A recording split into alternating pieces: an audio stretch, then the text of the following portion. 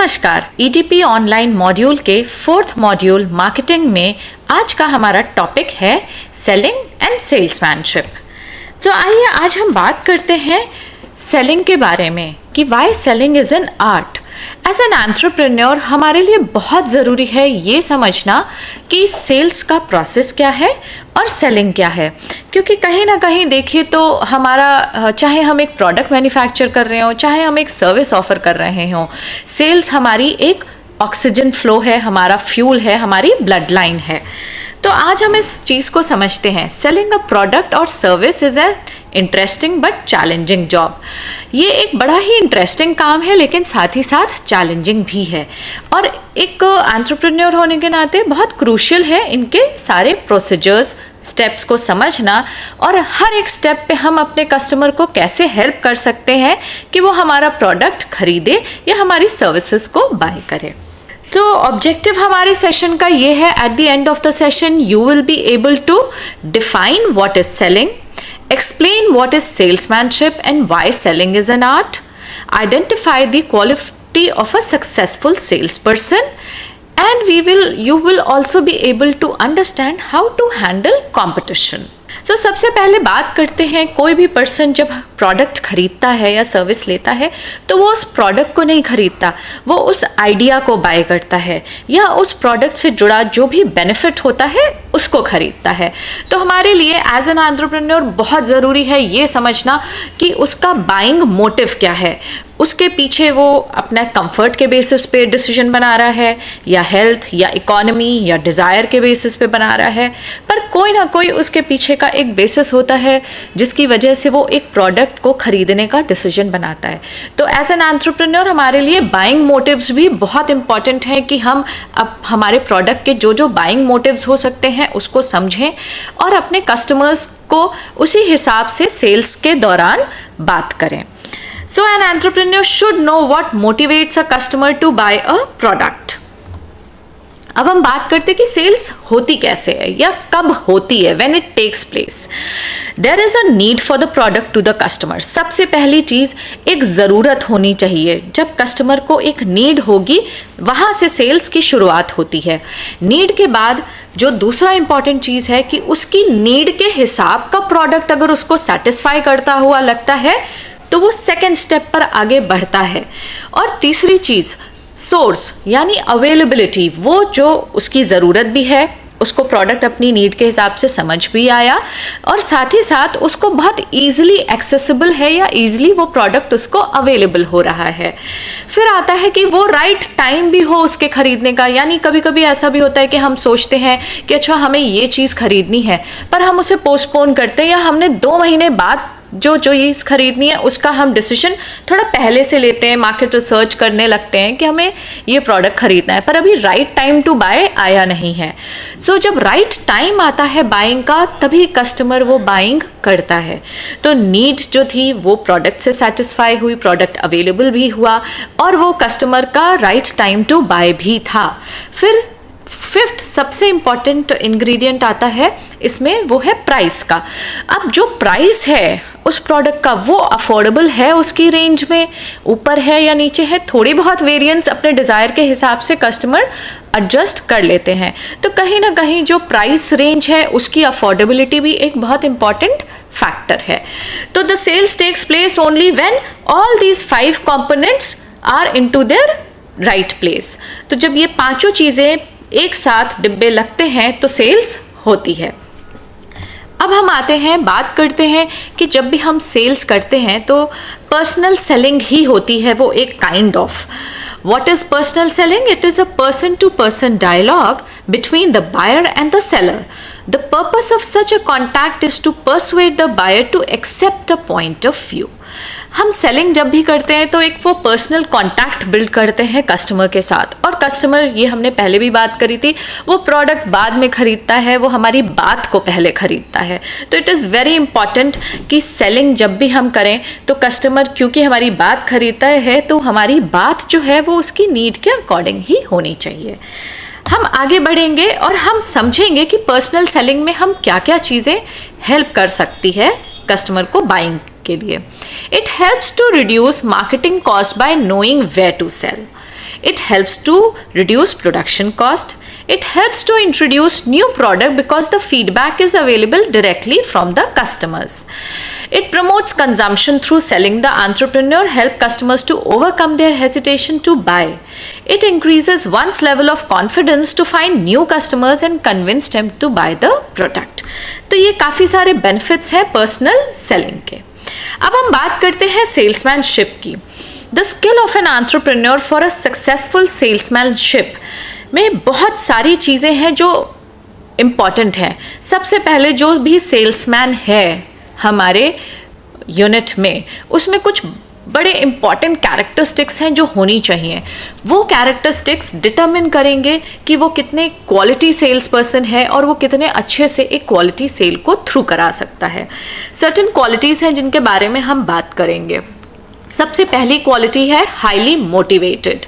जो सेल्समैन है या जो हमारी सेल्समैनशिप है, सबसे पहला ही उसका फाउंडेशन है कि एक हाईली चार्ज्ड और मोटिवेटेड पर्सन होना चाहिए जब वो सेल कर रहा हो. So please ensure that you remain motivated when you are selling. Result oriented, यानी वो जो भी अपनी सेल स्टॉक कर रहा हो उसकी सारी बातें रिजल्ट ओरिएंटेड हो. वो ऐसी ना हो कि जो कॉन्वर्सेशन सेल्स के बाहर की हो या दूसरी चीज़ों के बारे में हो. कोशिश करें कि हम अपनी कॉन्वर्सेशन में अपने सेल्स या अपने प्रोडक्ट या अपने रिलेटेड सर्विसेज या कंपनी, इन्हीं सब चीज़ों के बारे में ही बात करें. कभी कभी कस्टमर अगर कॉन्वर्सेशन में इधर उधर चले भी जाते हैं तो एज अ सेल्स पर्सन मुझे ये पता होना चाहिए कि मुझे वापस उनको अपनी सेल स्टॉक में कैसे लेकर आना है. थर्ड इंपॉर्टेंट क्वालिटी है self confidence and professional appearance. बहुत ज़रूरी है कि हम प्रोफेशनल उनको दिखें. ऐसा ना लगे कि हम शैबली ड्रेस्ड अप हों. एक फर्स्ट इंप्रेशन ही होता है जहाँ पर कस्टमर एक डिसीजन लेता है कि मुझे इस पर्सन से बात करनी है या नहीं करनी है. कभी कभी क्या होता है, वो प्रोडक्ट को नहीं रिजेक्ट करता, वो सेल्स पर्सन को रिजेक्ट कर देता है.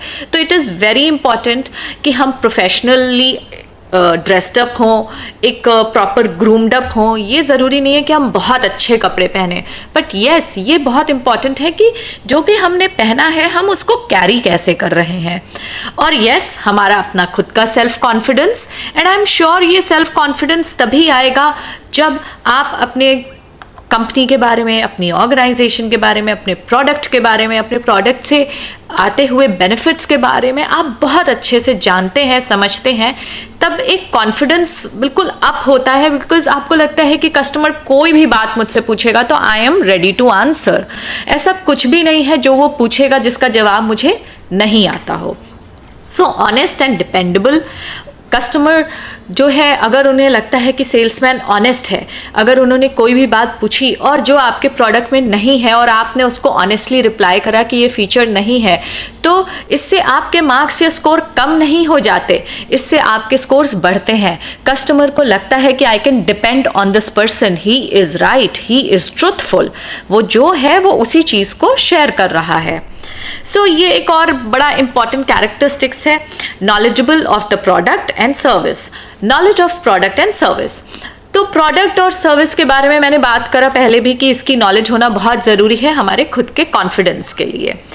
Sociable and pleasing personality. जितने हम प्लीजिंग पर्सनैलिटी होंगे वो हमें एक ओपनिंग देता है कस्टमर के साथ बैठ के बात करने में.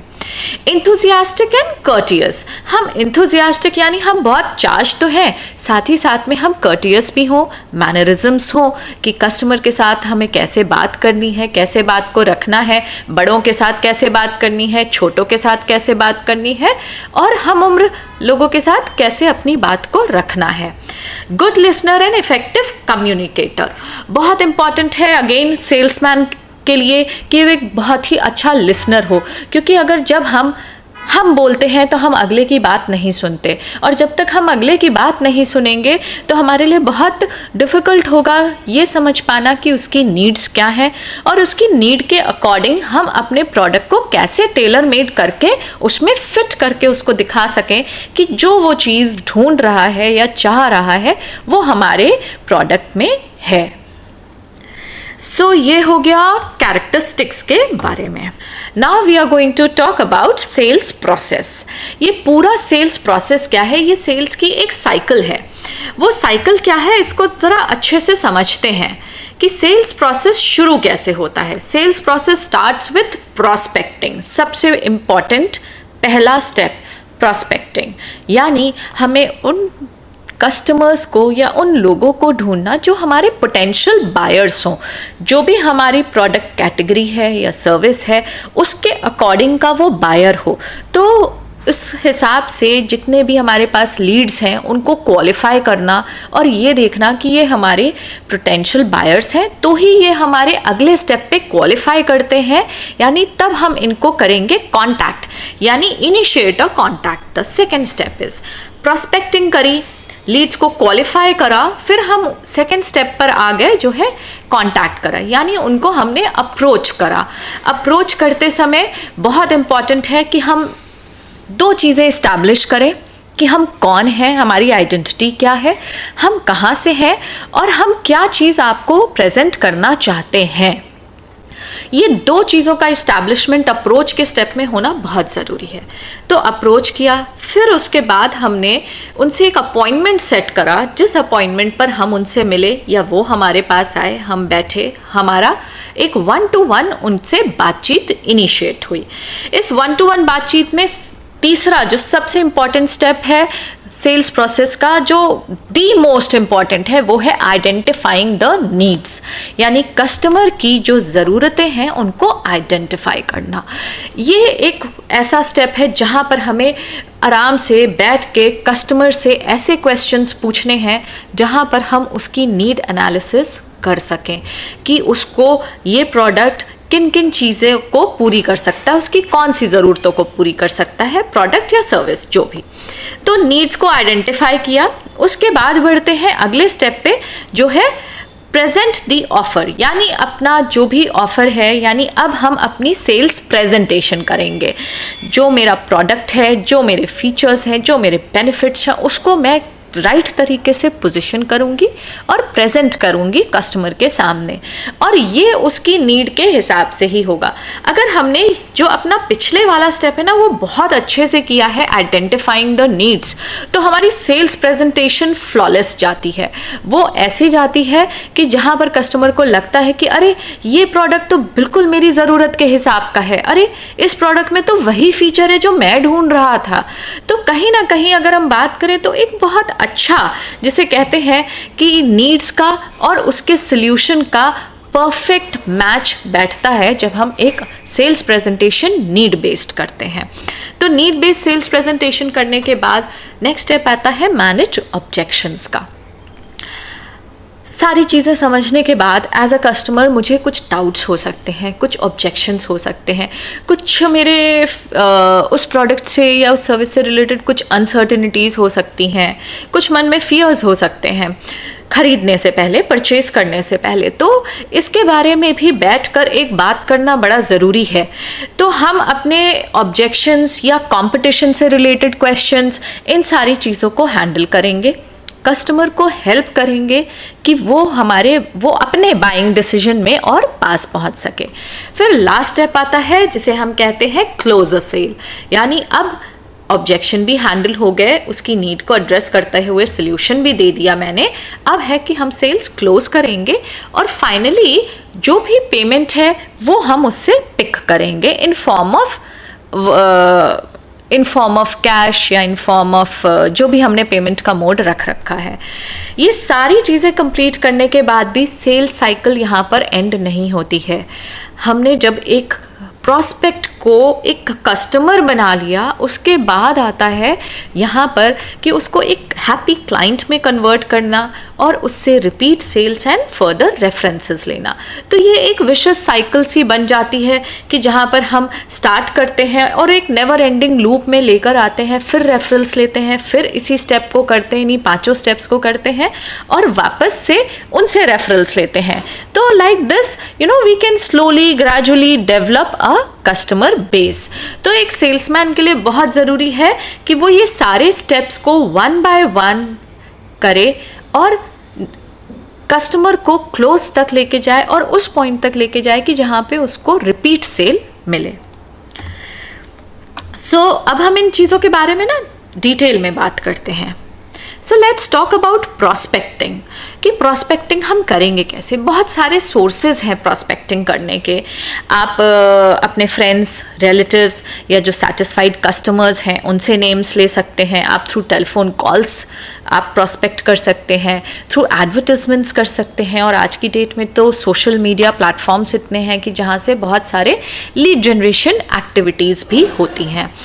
तो एडवर्टिजमेंट्स हो गए, इंक्वायरीज़ आ गई, आपके पास डायरेक्ट इंक्वायरीज़ आई हैं, कुछ ऑब्जर्वेशन से आई हैं, कुछ आपके ट्रेड एसोसिएशंस या डायरेक्टरीज़ हैं जहाँ से आप इनको इन नेम्स को आप निकालते हैं और क्वालिफाई करते हैं अपने सेल्स के हिसाब से।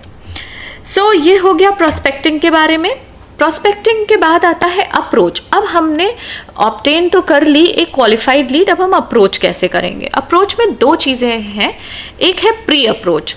Knowing something about the customer is as important as knowing everything about the product. Product को हमें जितना अच्छा जानना है वो तो ज़रूरी है ही है, साथ में जिस कस्टमर से हम बात करने जा रहे हैं उसके बारे में जानना भी एक बहुत इम्पॉर्टेंट रोल है, क्योंकि ये हमारे सेल्स प्रोसेस में हमें आगे हर एक स्टेप पे बहुत हेल्प करता है। तो हमें कैसी इन्फॉर्मेशन लेनी चाहिए प्री अप्रोच की स्टेज में, जहाँ पे हमें थोड़ी सी प्रिपरेशन, थोड़ा होमवर्क करना है अपनी सेल्स कॉल करने से पहले। इस होमवर्क में क्या होगा, हमें प्रोडक्ट नॉलेज, प्रॉस्पेक्ट के बारे में थोड़ा, उसकी प्रेफरेंसेस, उसकी हैबिट्स, उसके एक्सपीरियंसेस या उसके इंटरेस्ट के बारे में एक पहले से जानकारी ले लें तो बहुत अच्छा रहता है। अब हम आते हैं अप्रोच के बारे में। हमने जानकारी ले ली, लीड क्वालिफाई हो गई, अब हम एक्चुअली उसको कांटेक्ट कर रहे हैं। So we are going to make the first contact with the customer and it says, आपने बहुत कॉमनली ये बात सुनी होगी, first impression is the last impression. तो फर्स्ट जो 10 वर्ड्स होते हैं ना हमारी प्रेजेंटेशन में, हमारे कॉन्टैक्ट में, वही डिटरमिन करते हैं कि यहाँ पर हमें येस मिल रही है या नो मिल रही है, यानी हम सेल्स के प्रोसेस में आगे जा रहे हैं या यहीं पे हमारी कॉल क्लोज हो जाएगी। सो बी वेरी वेरी सेलेक्टिव। आप कुछ अपने स्क्रिप्ट्स भी बना सकते हैं प्री डिफाइंड, जो अपने सेल्समैन को आप दे सकते हैं कि ये एक प्री डिफाइंड स्क्रिप्ट है कि हमें इस पॉइंट्स पे ही अपने कस्टमर से फर्स्ट कांटेक्ट में बात करनी है। तो very very important for the entrepreneurs to understand. So the purpose of first to first face meeting with the customer is to make good impression, to verify facts learned in pre-approach, to set the stage for the rest of the interview. तो देखिए बहुत ज़रूरी है कि पूरे आगे की stage जो है ना हमारे इसी फर्स्ट कॉन्टैक्ट से सेट हो जाती है। So the customer is also looking forward to meet us. So approach तो कर लिया हमने, अब हम आते हैं कि अब हमें उसके साथ एक नीड एनालिसिस करके एक इफेक्टिव सेल्स प्रेजेंटेशन देनी है। सो आइए देखते हैं, वी लर्न कि एक इफेक्टिव सेल्स प्रेजेंटेशन में क्या क्या होना चाहिए या क्या चीज़ें इन्वॉल्व होती हैं। सबसे पहली चीज, reception. A warm smile to welcome a person will relax the customer and also create a rapport between him and the entrepreneur.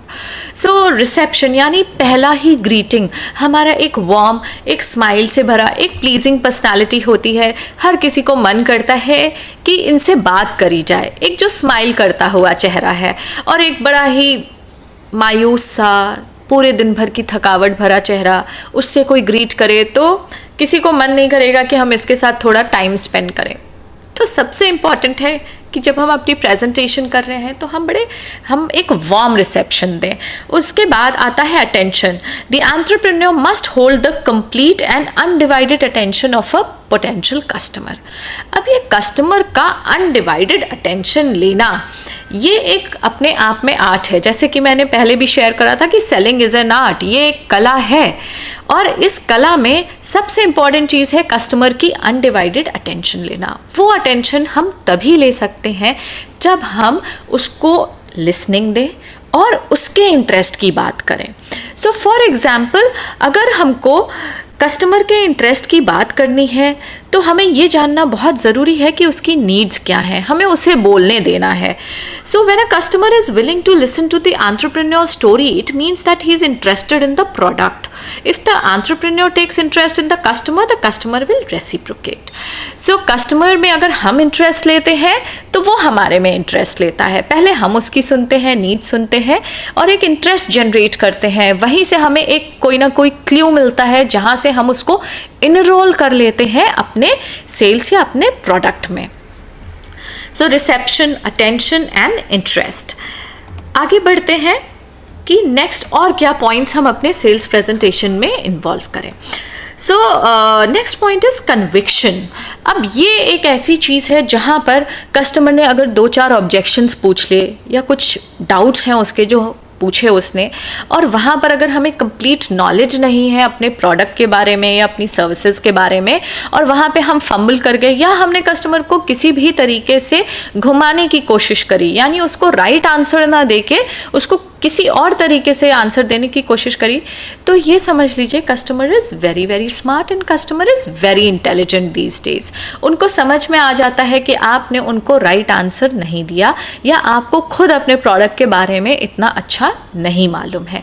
सो ये बहुत ज़रूरी है. ये कन्विक्शन आता तभी है जब हमारी प्रोडक्ट नॉलेज या हमारी हर तरीके से ऑर्गेनाइजेशन को लेके, कंपटीशन को लेके हर तरह से हमारी नॉलेज एट पार हो, या एटलीस्ट इतनी तो हो कि हम वहाँ पे एक कन्विक्शन के साथ अपने प्रोडक्ट को पोजीशन कर सकें या आगे दिखा सकें. So the entrepreneur should try to overcome the objection in competition. A demonstration will be effective to serve the purpose. Last आता है एक्शन. अब जो प्रॉमिसेस हमने करे थे अपनी सेल्स प्रेजेंटेशन में, वो सारे प्रॉमिसेस जब कस्टमर को डिलीवर होते हुए दिखते हैं तो कस्टमर का कॉन्फिडेंस और उसको जो फीलिंग है ना कि हम इन पे रिलाई कर सकते हैं, वो कहीं ना कहीं बहुत स्लोली ग्रेजुअली ऊपर बढ़ता है और उसे लगता है कि यहाँ से रिपीट सेल भी करी जा सकती है. So action. When the buyer is fully convinced he makes a purchase and the entrepreneur has made a sale. अब यहाँ पे स्पेशल सर्विसेज और बेनिफिट्स या इन्फॉर्मिंग अबाउट द प्राइस या जो भी चीज़ें हमने कमिट करी हैं कस्टमर को वो हम डिलीवर करते हैं, तो एक एक्शन कंप्लीट होता है हमारी साइड से. सो ये कुछ इम्पॉर्टेंट चीज़ें हैं जो एक इफ़ेक्टिव सेल्स प्रेजेंटेशन बनाती हैं. While making a sales plan, the entrepreneur should keep the following points in the mind. अब हम जब अपना सेल्स प्लान बना रहे हैं, ये तो हमने कुछ चीज़ें हैं जो कोशिश करी कि हम अपने सेल्स प्रेजेंटेशन में इंक्लूड करेंगे. अब हम सेल्स प्लान बना रहे हैं तो हमें किस हिसाब से उस सेल्स प्लान को बनाना है इसके बारे में जानते हैं. सबसे पहले plan your sales. Make it flexible according to the needs of the customer. कई बार हमारे पास जो भी प्रोडक्ट या सर्विस है उसको हम टेलर मेड कर सकते हैं कस्टमर की नीड के हिसाब से. कस्टमर की नीड अगर 1, 2, 3 है और हमारे प्रोडक्ट में 6 फीचर्स हैं, तो let's cut down our sales presentation to only 3 things. जो चीज़ें कस्टमर को की नीड को एग्जैक्टली फुलफिल कर रही हैं, हमें उन चीज़ों को ऊपर रखना है और बाकी चीज़ों को हम ऑप्शनल रख सकते हैं, समय के हिसाब से बता भी सकते हैं या नहीं भी बता सकते हैं. सो मेक इट फ्लेक्सिबिलिटी हमें अपने सेल्स प्लान में रखनी होगी. फिर use appropriate examples of any satisfied customer. ये एक और बड़ी अच्छी, जिसे कहते हैं कि एक बड़ी अच्छी प्रैक्टिस है. जब भी हम सेल्स टॉक करें तो जो हमारे पुराने कस्टमर्स हैं उन्होंने अपने सेल्स के टाइम पर क्या क्या चीज़ें कहीं उसको हम इंक्लूड करते हैं, तो वो एक विश्वास को ऊपर लेकर आता है. उन्हें ये लगता है कि अच्छा मैं ही नहीं हूँ जो ऐसा सोच रहा हूँ, ऐसा पहले भी किसी और कस्टमर ने सोचा था और उन्हें भी ये सोल्यूशन मिला. तो ऐसी बातों को भी हम अपनी सेल्स टॉक में इंक्लूड कर सकते हैं. Now use the right words. Right words को यूज़ करना अपने सेल्स प्लान में बहुत ही इंपॉर्टेंट है. Do not hurt the feelings of the customer, not at any cost. किसी भी कॉस्ट पे हमें कस्टमर की फीलिंग को हर्ट नहीं करना है. कोई ऐसी चीज़ अगर आपको लगती है कि ये कस्टमर, ये पर्टिकुलर फीचर या ये एक हायर प्रोडक्ट है या ये एक चीज़ है जो ये कस्टमर के काम का नहीं है, तो हम उसको आउटराइटली रिजेक्ट ना करके अगर वो उनके बारे में पूछ रहे हैं तो ज़रूर इन्फॉर्म करें. फिर वापस बस उनको लेकर आए कि सर आपकी ज़रूरत के हिसाब से मुझे लगता है ये ज़्यादा अप्रोप्रिएट है। तो हम कहीं ना कहीं उनकी फीलिंग को हर्ट किए बिना उनको वापस से एक सल्यूशन वाले मोड पर ला सकते हैं। So and then the need of purchase should match with the motive of the buyer. जो उसकी ज़रूरत है वो उसके मोटिव से मैच करनी चाहिए। Do not try to sell generate a feeling in the customer to purchase. Do not sell the product, sell an idea और बेनिफिट। जैसे कि हमने पहले भी बात करी कि प्रोडक्ट बाद में आता है, वो आइडिया पहले आता है जिसे कस्टमर खरीदता है। तो हमें अपनी पूरी सेल स्टॉक में ना बार बार कहाँ पर हिट करना है, उस आइडिया पे जो उसकी नीड्स को कंप्लीटली फुलफिल करता है, या उस एक बेनिफिट को out of all the benefits जो उनकी नीड को फुलफिल करते हैं। तो हमें प्रोडक्ट खरीदने की बजाय ना बार बार उनको वो फीचर या वो बेनिफिट सेल करते रहना है जो उनकी नीड के हिसाब से सूटेबल है। So if possible, try to speak in customers' language. Try to make use of effective presentation skills. Customer की लैंग्वेज में बात करना बहुत ज़रूरी है। कस्टमर को ऐसा ना लगे कि आप एक सुपीरियर या इन्फीरियर लैंग्वेज यूज़ कर रहे हैं उसके साथ। तो जो भी लोकल आपकी लैंग्वेज है, कोशिश करें कि उसके आसपास ही स्टिक करें। राइट, तो ये कुछ पॉइंट्स हो गए जो हमें दिमाग में रखने हैं जब भी हम अपने सेल्स प्लान को बना रहे हैं। फिर हम आते हैं हैंडलिंग ऑब्जेक्शन पे। अब ऐसा तो हो ही नहीं सकता कि बिना किसी ऑब्जेक्शन के एक सेल्स कंप्लीट हो जाए। तो ऑब्जेक्शन आएगा किस किस तरीक़ों का, बहुत सारे ऑब्जेक्शंस हो सकते हैं। नो टाइम टू बाय, या this is not the right time to buy, no money to buy, या this product is not affordable. या ये भी हो सकता है कि विथ कंपटीशन वो हमारी इस चीज़ को रखें एक कंपैरिजन में कि कंपटीशन तो हमें ये दे रहा है, आप ये दे रहे हैं। तो ये ऐसे बहुत सारे ऑब्जेक्शंस आ सकते हैं। तो हमें क्या करना है, हमें पहले समझना है कि हमें इन ऑब्जेक्शंस को हैंडल कैसे करना है और इन कॉम्पिटिशन्स को हैंडल कैसे करना है। सो इसमें क्या कुछ पॉइंट्स हैं जो हमें याद रखने, उनके बारे में समझते हैं। Know your competitor well. Do not be over confident about your product और service. Never make derogatory remarks about the competitor's product. हमें अपने कंपटीशन के बारे में जानना बहुत ज़रूरी है। और जब भी हम अपने कंपटीशन के बारे में कोई एक बात ऐसी कहते हैं कि अरे वो ख़राब है और हम अच्छे हैं, तो कहीं ना कहीं यही दिख रहा होता है कि हम या तो लो ऑन कॉन्फिडेंस है अपने लिए, या हम किसी चीज़ की बुराई कर रहे हैं जिसके बारे में हमें नॉलेज नहीं है। तो बहुत ज़रूरी है कि जब भी हम बात करें तो अपने फीचर्स को हाईलाइट करें और कॉम्पिटिटर के किसी भी चीज़ को डेरोगेटरी नहीं करना है। हाँ, हम ऐसे बात कर सकते हैं कि आई कैन अंडरस्टैंड कि ये फीचर कॉम्पिटिशन के पास है, पर वापस अपने पे लेकर आए कि पर हमारे प्रोडक्ट में ये फीचर ऐसे है, या पर हमारे साथ ये चीज़ ऐसे है, या हमारे साथ आपको ये वाला बेनिफिट भी है जो मिल रहा है। तो जो डेरोगेटरी रिमार्क्स है ना, उनको कट कर देना है एकदम, कोई रिमार्क्स ही नहीं देने हैं इनफैक्ट कंपटीशन को। जिसे कहते हैं ना कि हम अपनी सेल स्टॉक में ना कंपटीशन को बिल्कुल भी जगह नहीं देंगे ना, तो वो कस्टमर के माइंड में भी जगह कम लेगी। So now emphasize the most important and unique qualities of the product. Lowering the price is not only solution to competition. यानी competition के साथ जब भी आपका एक जिसे कह रहे हैं कंपैरिजन हो रहा है, तो ज़रूरी नहीं है कि हर बार आप अपने प्राइस को लो करें, उसी से आप एक विनिंग एज ले सकते हैं। विनिंग एज आप अपने फीचर्स के और बेनिफिट्स पे भी ले सकते हैं। और कई बार ऐसा भी होता है कि कोई विनिंग एज नहीं, हमारी एक पर्सनल रिलेशनशिप या हमारी उस पूरे सेल्स प्रोसेस के दौरान जो रैपो हमने इस्टेब्लिश करी है उस कस्टमर के साथ, वो इम्पॉर्टेंट हो जाती है और प्राइस कहीं ना कहीं सेकेंडरी हो जाता है। तो that is not the only solution, आप बाकी चीज़ों पे भी वर्क कर सकते हैं। Try to sell the image and not the product, so try to create an image for the product. Focus on the quality of the product, control the price and improve after sales service. Be creative in approach and innovative in the product and services. Build your USP, unique selling proposition.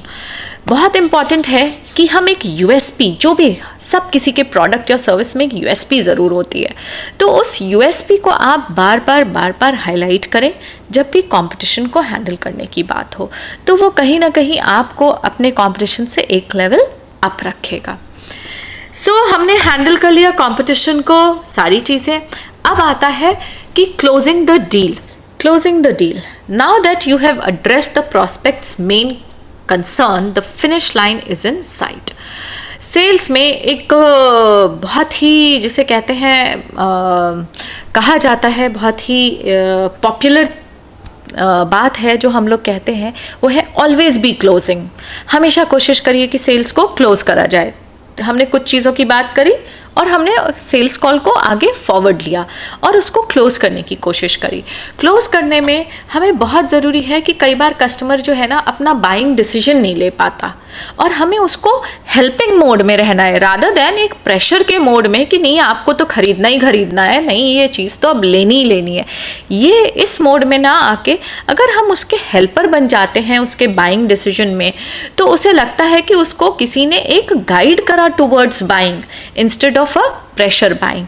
तो closing के time पे बहुत important है कि हम ये बात का ध्यान रखें कि हमें उसको हेल्प करना है to take a decision and buy the product or make a purchase. You must create a proposal, negotiate the details and get buy-in from decision makers on both the sides. Only then you can move to the signing the deal and officially landing your newest customer. Tips for bumping up your closed won rate include presenting a limited time offer like a one-day sale or discount for a first-time buyer, limiting the number of choices available to prevent decision paralysis, asking your questions that help your prospect realize they are more ready to buy than they first thought. So दो चीज़ें आती हैं कि हम उनको कुछ ऐसा एक लिमिटेड ऑफ़र दे सकते हैं जिससे हम सेल्स को फटाफट क्लोज करें कि ये वन डे ऑफ़र है, या हमारी इस बातचीत के बाद this is the offer which I want to make for this deal, हम ये भी उनको दे सकते हैं। या ऐसा भी कर सकते हैं कि हम उनकी जो नंबर ऑफ़ चॉइसेस है ना उनको धीरे धीरे लिमिट करते हुए, जो बात मैंने पहले कही कि उनको हेल्प करें डिसीजन लेने के लिए, यानी ऐसे क्वेश्चंस पूछें कि जिससे उन्हें लगे कि हाँ अब वो रेडी है ये परचेज करने के लिए। ये डील को क्लोज करने के बाद आता है फॉलोअप। ये सबसे इम्पॉर्टेंट स्टेप है। यहाँ पर ज़्यादातर हमने इतनी मेहनत करी, सारा सेल्स प्रोसेस कंप्लीट करा, और कई बार क्या होता है हमारी 80% ऑफ सेल्स को 5 फॉलोअप्स की ज़रूरत होती है, लेकिन 44% सेल्स पर्सन पहली ही फॉलोअप के बाद गिव अप कर देते हैं। यानी 5 बार फॉलोअप करने की ज़रूरत थी आइडियली देखा गया है। कभी कभी 1 फॉलोअप में ही डील क्लोज हो जाती है, कभी सेकंड में, कभी थर्ड, कभी फोर्थ, कभी बहुत ज़्यादा जाती है तो वो 5th फॉलोअप तक जाती है। कई बार जो सेल्स पर्सन होते हैं वो फर्स्ट फॉलोअप में ही लूज पड़ जाते हैं, या सेकंड फॉलोअप में ये सोचने लगते हैं कि लगता है कि कस्टमर ख़रीदना नहीं चाहता, या ये सोचने लगते हैं कि मेरे प्रोडक्ट में ही दम नहीं था, या ये सोचने लगते कि अच्छा अब ये सेल तो लग नहीं रहा है, बहुत टाइम हो गया अब नहीं आएगी, या हम ये सोचते कि कस्टमर हमको कॉल बैक करेगा फॉर द परचेज। तो इन सारे अजम्पशंस को जो है ना आप अपने एक बकेट में डाल के अलग कर दें, और हमेशा कोशिश करें कि at least go 5 times for the follow up, क्योंकि ये हम नहीं, ये मार्केट रिसर्च कहता है कि कस्टमर फॉलोअप में अक्सर डिसीजन ले लेता है, एटलीस्ट सेकेंड या थर्ड या बहुत ज़्यादा तो 5th फॉलोअप में। और ये फॉलोअप बहुत ज़रूरी है कि आपकी सेल्स प्रेजेंटेशन के 48 आवर्स में आपने फॉलोअप कर लिया हो। That is what we call कि जब लोहा गर्म हो तभी उस पर हथौड़ा मारना चाहिए, यानी उन्हें सारी चीज़ें रिफ्रेश्ड हैं, उनके माइंड में बैठी हुई हैं, उन्हें याद है आपकी सेल्स प्रेजेंटेशन, आपके प्रोडक्ट के फीचर्स सब अच्छे से माइंड में फ्रेश हैं। उसी टाइम पे follow up is very very important. Don't follow up after 48 hours, उसकी इफेक्टिवनेस और कम से कम होती चली जाती है और हम अपनी क्लोजिंग से पीछे हो जाते हैं। सो फॉलोअप किया, डील क्लोज करी। अब हम आते हैं कि कस्टमर की ऑनबोर्डिंग पर। यानी डील क्लोज हो गई, वो हमारा कस्टमर से हमारा क्लाइंट बन गया।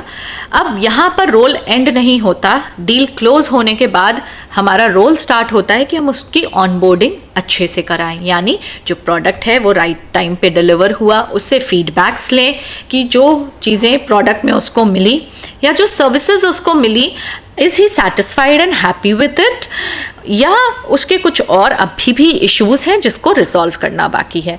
तो एक ऑन बोर्डिंग भी अगर अच्छी होती है हमारे क्लाइंट्स की, तो वो हमारे साथ as happy and loyal clients बने रहते हैं, and then they feel like referring. उनको मन करता है कि अच्छा चलो हम 2-4 और लोगों को रेफर कर सकते हैं, दे गेट दैट कॉन्फिडेंस।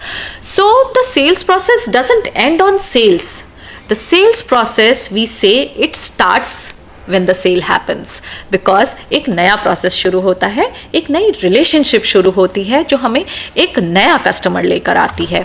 सो आज हमने इस सेलिंग प्रोसेस के बारे में बहुत डिटेल में बात करी।